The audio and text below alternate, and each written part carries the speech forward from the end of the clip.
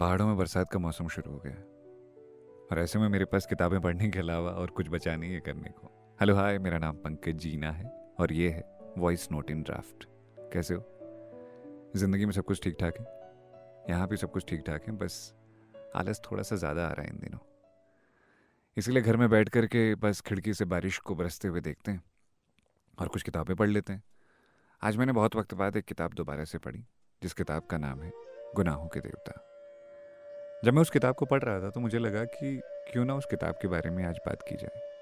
कुछ किताबें होती हैं ना, जिन्हें पढ़ने के बाद लगता है कि कहीं ना कहीं हमने भी कुछ जिया है। गुनाहों के देवता भी वैसी एक कहानी है। एक ऐसा रिश्ता जो कभी पूरा नहीं हुआ पर आज भी पूरा लगता है। ये कहानी है चंदर और सुधा की, जो एक दूसरे से बेइंतहा मोहब्बत करते थे मगर कभी बोल नहीं पाए। चंदर एक पढ़ाकू लड़का था, सीधा साधा कह सकते हैं उसे। वो सिर्फ किताबों में जीता था। और सुधा प्रोफेसर शुक्ला की बेटी थी, जिंदा दिल थी, समझदार थी और सबको अपनेपन से रखती थी। धीरे धीरे दोनों की दोस्ती एक ऐसे रिश्ते में बदल गई जहां बातें तो बहुत कम होती थी पर उसमें समझ बहुत गहरी थी। सुधा चंदर की हर बात समझ जाती थी और चंदर वो उसे देवी की तरह मानने लगा था। वो उससे चाहकर भी कुछ कह नहीं पाता था। उसे लगता था, मैंने जिसे इतना ऊंचा माना है उसे कैसे कहूं कि मैं उससे मोहब्बत करता हूं। समय गुजरता गया, रिश्ता बढ़ता गया पर इजहार कभी नहीं हुआ। और एक दिन सुधा की शादी तय हो गई। सुधा को लगा था कि चंदर कुछ कहेगा, उसे रोकेगा और बोलेगा कि मैं तुमसे प्यार करता हूं। पर चंदर ने कभी कुछ नहीं कहा, क्योंकि उसके भीतर संस्कार और समाज का डर था। और इसी डर में सुधा चली गई, बिना कुछ कहे, बस चुप रहकर। चंदर अकेला हो गया। सुधा के जाने के बाद वो पूरी तरह से बदल गया। अब वो अकेला तो था ही, भीतर से टूटा हुआ भी था। उसकी जिंदगी में बहुत लोग आए मगर कोई हमेशा के लिए रुक नहीं पाया, क्योंकि वो लोगों से मिल तो रहा था मगर उसकी यादों में हमेशा सुधा रहती थी। वो बार बार खुद से लड़ता रहता था, कभी उसे भूलने की कोशिश करता, कभी उसे याद रखने की। पर सच्चाई ये थी कि वो खुद को ही खो बैठा था।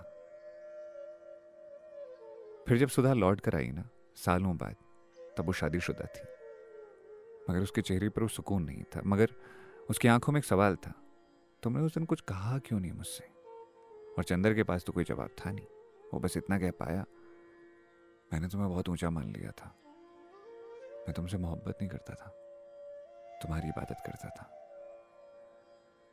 इस बार दोनों सब कुछ समझ गए पर अब कुछ कर नहीं सकते थे। सुधा के हिस्से में एक अधूरी जिंदगी आई और चंदर के हिस्से में एक ऐसा अकेलापन आया जो उसने खुद चुना था। वो एक दूसरे से मिलते रहे, कुछ बातें करते, कुछ चुप रहते, पर अब उस रिश्ते को कोई नाम नहीं दे सकते थे। वो बस एक एहसास था जो कभी कहा नहीं गया, बस हमेशा जिया गया। गुनाहों की देवता एक ऐसी किताब है जो हमें सिखाती है कि कभी कभी ना हमारी चुप्पी हमसे वो सब छीन लेती है जो हमारा हो सकता था। अगर चंदर वक्त पर बोल देता तो शायद सुधा उसकी हो जाती, या सुधा ही एक बार पूछ लेती तो शायद चंदर उसके लिए लड़ता। पर दोनों चुप रहे, दोनों ने चुप रहना चुना और वही उनके रिश्ते की सबसे बड़ी हार थी। आज भी हम कई बार किसी से दिल से प्यार करते हैं पर कह नहीं पाते। सोचते हैं यार कह देंगे तो क्या पता रिश्ता टूट जाए। कई बार हम सोचते हैं अगर वो हमें समझता है तो उसे कहना नहीं पड़ेगा। अरे क्यों नहीं कहना पड़ेगा? कोई आपके मन की बात थोड़ी समझ जाएगा, उसे बोलोगे तभी तो वो समझेगा। और एक बात और याद रखो, जो बात दिल में होती है ना, उसे बोल देने में डरना नहीं चाहिए, क्योंकि एक दिन वो शख्स चला जाएगा और फिर खामोशी के अलावा तुम्हारी जिंदगी में कुछ नहीं रह जाएगा। मोहब्बत हमेशा सुलझी नहीं होती। कुछ रिश्ते बस होते हैं बिना नाम के, बिना मंजिल के, मगर फिर भी अपने से लगते हैं। वैसे अगर तुमने भी कभी किसी से सिर्फ इसीलिए कुछ नहीं कहा क्योंकि वो वक्त सही नहीं था या डर था कि वो क्या सोचेगा, तो शायद तुम भी गुनाहों के देवता की ही कोई अधूरी कड़ी हो। आज अगर कोई है जिससे तुम मोहब्बत करते हो, तुम्हारे मन में कुछ है, तो बता दो कि तुमसे मोह है, लगाव है, प्रेम है। क्योंकि मोहब्बत को साबित करने से ज्यादा जरूरी होता है उसे जिंदगी में शामिल करना। आज के लिए बस इतना ही। कल दोबारा मिलेंगे किसी और वॉइस नोट में लेकर के कोई और नई बात। तुम बताना कि क्या तुमने ये किताब पढ़ी है, क्या तुमने इस किताब का कोई जिक्र सुना है। अगर हाँ तो कमेंट करके ज़रूर बताना, और अगर नहीं भी पढ़ी है तो कभी पढ़ लेना, शायद तुम्हें अच्छा लगे, अपनापन सा लगे। इसके अलावा भी तुम चाहते हो कि मैं किसी किताब की कहानी को तुम्हें सुनाऊं या उसके बारे में बात करूं, तो मुझे कमेंट करके बता देना।